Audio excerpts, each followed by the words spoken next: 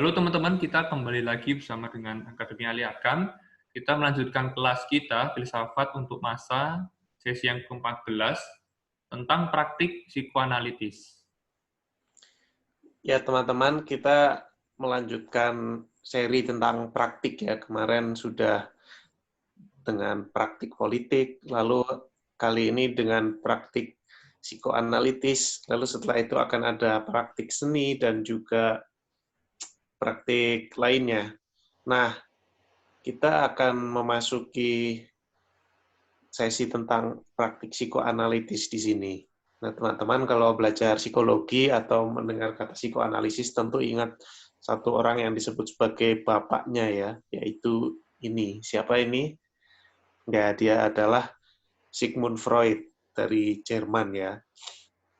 Ya, dia yang merintis kajian yang biasa disebut psikoanalisis. Nah, psikoanalisis ini dalam sejarahnya betul-betul mendobrak ya tatanan lama yang ada. Apa itu? Yang pertama dia mematahkan mitos borjuis idealis tentang keutuhan manusia.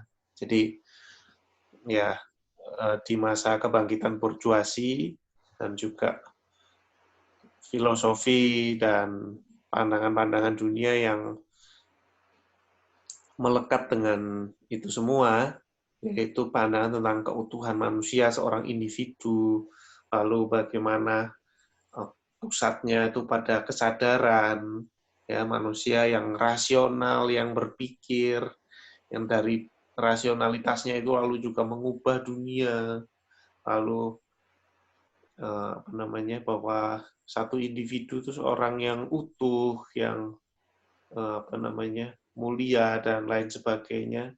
Lalu itu dipatahkan dengan psikoanalisis Freud yang melihat bahwa manusia itu sebetulnya jauh dari utuh ya, dan kesadaran manusia yang diagung-agungkan, rasionalitasnya itu ternyata bukan penggerak utamanya, tapi alam bawah sadar atau ketidaksadarannya yang terekspresi lewat fantasi ya.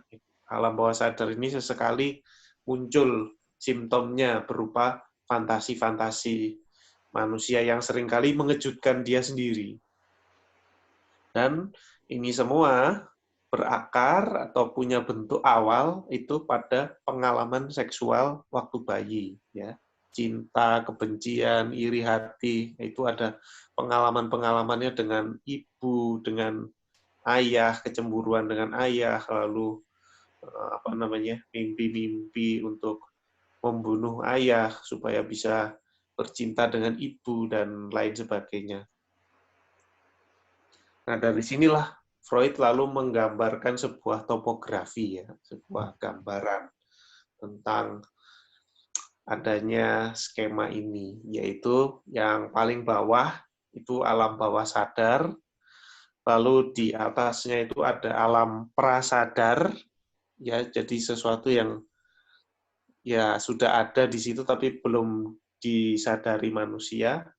Lalu yang ketiga itu di atasnya lagi adalah kesadaran, yaitu bagaimana apa namanya ya manusia sadar rasionalitasnya, keutuhannya itu semua. Tapi di atasnya lagi itu lalu represi, ya, jadi ada yang menekan di situ supaya elemen-elemen supaya ada nanti yang memuncak atau mengerucut di alam bawah sadar yang paling bawah itu. Jadi ditekan dari atas ke bawah.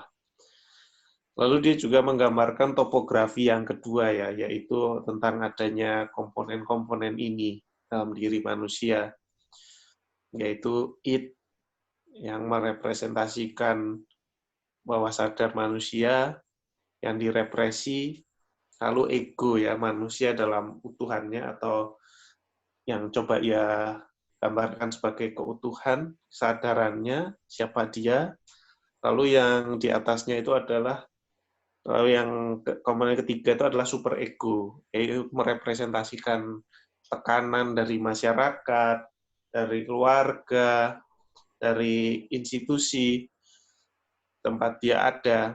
Nah, ini yang merepresi dia supaya menjaganya, memagarinya, supaya tidak melenceng begitu. Nah, lalu ada yang keempat, yaitu ego ideal, ya, yaitu bagaimana dia menggambarkan diri idealnya seperti apa, lalu dia akan menilai dirinya sendiri, menghakimi dirinya sendiri berdasarkan gambaran itu. Nah, yang selalu menjadi kontroversi adalah seberapa ilmiah sebetulnya psikoanalisis ini. Karena bisa dibilang kan psikoanalisis ini dikembangkan Freud tanpa penelitian objektif tentang fenomena yang diteorikan, ya.